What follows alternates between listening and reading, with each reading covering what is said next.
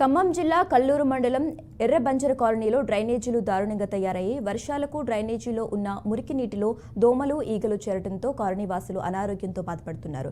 Machine Bhagiratha ద్వారా రంగుమారిన నీళ్లు వస్తున్నాయని వాటిని త్రాగటం వల్లే రోగాలు వస్తున్నాయన్నారు. ఇప్పటికైనా ఉన్నతాధికారులు దృష్టి సారించి చర్యలు తీసుకోవాలని వారు కోరారు.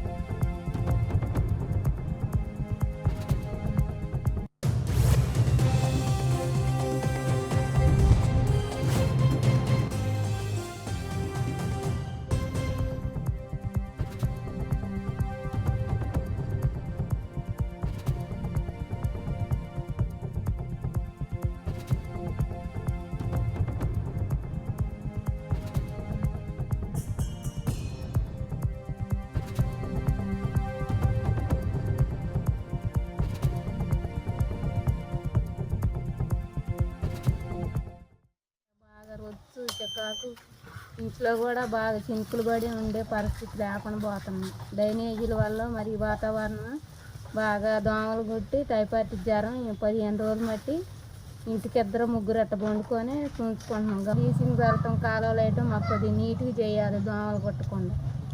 ఎవరైనా ఇట్టొచ్చి అట్టొచ్చి ఓట్లు అడుక్కొని పోయేవాళ్ళే కానీ మాకు ఎవరు న్యాయం చేసి మమ్మల్ని ఎవరు మంచిగా చూసేవాళ్ళు ఎవరు లేరు. ఆ 4 రోజులు బాగా తిరుగుతారు, తర్వాత ఇది కాదుగా అంటారు. ఒక్కళ్ళు కూడా తెలుసు.